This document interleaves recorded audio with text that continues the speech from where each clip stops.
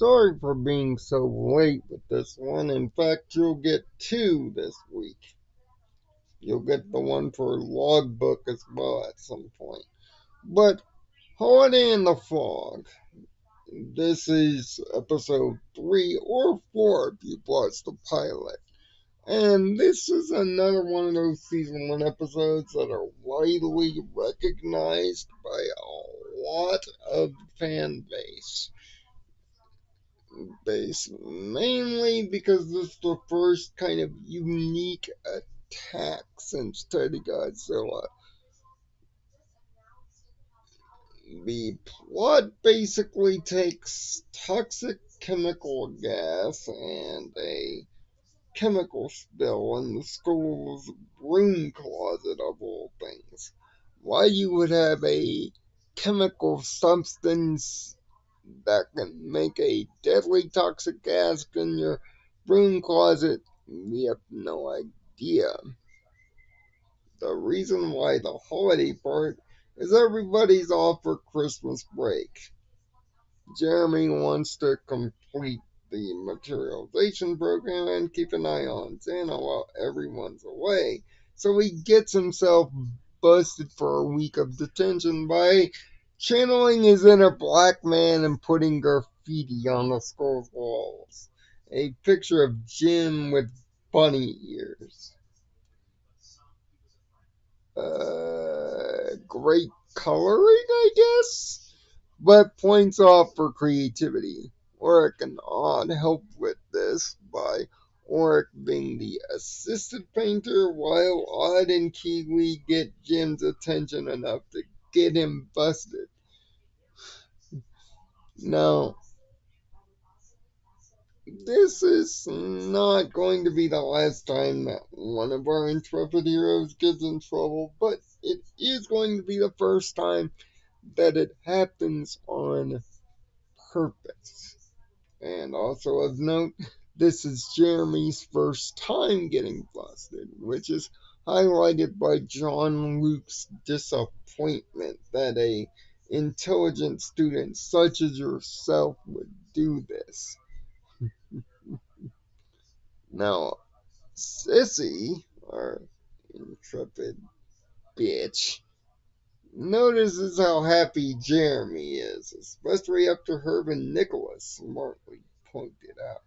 So she plots, instead of going to her family, to keep an eye on Jeremy to figure out what Santa is. This is the first time that any of the students have shown an interest in figuring it out. It won't be the last time that Sissy gets herself stupidly directly involved, but this is the first time. At least since the pilot is the first time. If you have the pilot, then this is number 2 in this case. And there'll quickly be an episode. So, meaning the very next one, where she'll get involved directly in the plot again.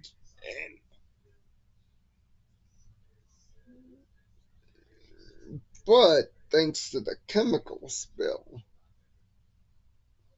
Sissy's plans are interrupted. Jeremy has to set Jim and Sissy free from the gas.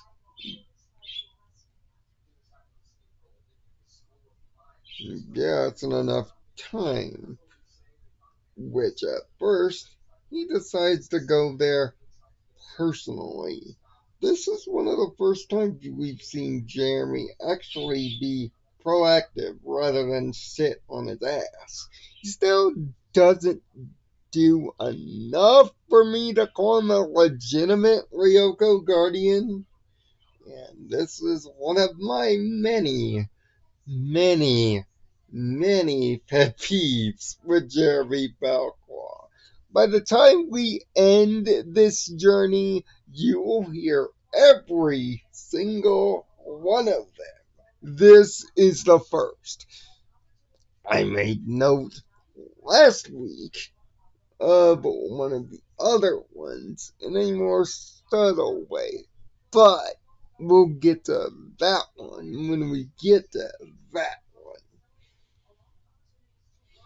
Now, of course, the other three are off doing their own holiday things. Yumi's mom is taking way too long to select a dress, which gives her the opportunity to fail once the tower is found. Oric is stuck doing math tutoring. Well, I'd gladly take your place, Oric. I'm a math guy. But I can understand why you would fail. And Odd is supposed to be going to Australia to see his grandmother and is caught in the baggage check-in because of Kiwi.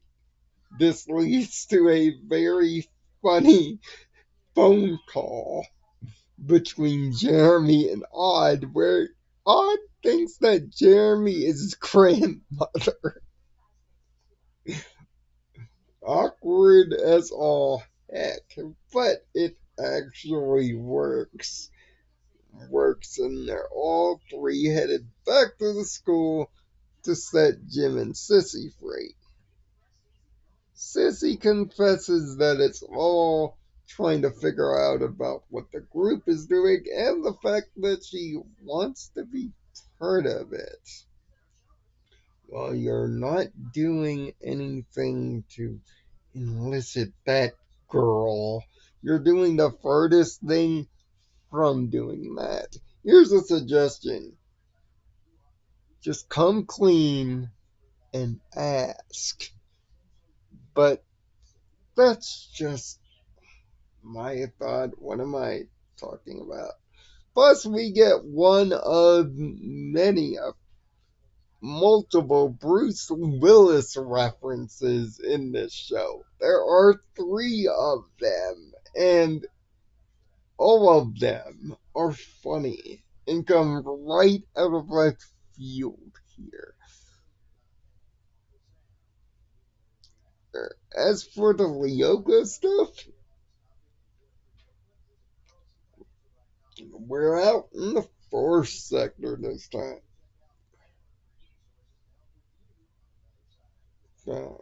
And it's a two-person dive with Yumi and Odd taking the dive while Oric is investigating school to find Sissy and Jim. He unfortunately becomes victim to the gas by the time he gets there, and now it's a chase to save three rather than two. But of course, formulaic show being formulaic, it ends up happening. But we get a little bit of added information here. We see Yumi's telekinesis for the first time when she lifts up a rock to destroy a Canterlot. Plus, we see another function of Aelita's metalization in making environmental changes to already previously there places, rather than making new things out of thin air. By lifting the platform's video game style to get to the tower proper. Tower is deactivated, good guys win, and the reverse is a different graffiti tag. This time with Jim wearing a king's crown instead. This one looks a little bit better, and Oric also decides to stick around too. Of course, he already knows all the answers to the tutor questions, and he would find it boring anyway. Simple episodes being simple, the formulaic structure of the early seasons of this show pretty much make every episode a minor talking point, but by and large, Oily in the Fog makes up for the kind of mundaneness that seeing is believing was. It's a 4 out of 6 with a strong Xana plot, the introduction of two other things, and actually seeing all the members of the team proactive in dealing with the attack rather than Jeremy just sitting there. We get great character banter, and even Elizabeth is terrible in this episode. But she won't be terrible for long because what book is next? And oh boy, a girl in her diaries. But what if I were to tell you a guy has one? And it gets interesting. I'll see you sooner rather than later. Sorry for being so late. So much stuff to so little time to do it. Make sure if you want to see more Aelita Diaries and keep up with my track to hit the bell and the subscribe button or yell at me on Twitter about being late at Nirvana Sparkle. And of course, this whole thing is motivated by the podcast, a podcast without danger on Spotify. Look them up; they're wonderful. They'll be doing the recording and release of their viewpoints and analysis on satellite this week. Hopefully, we'll be there in a few weeks.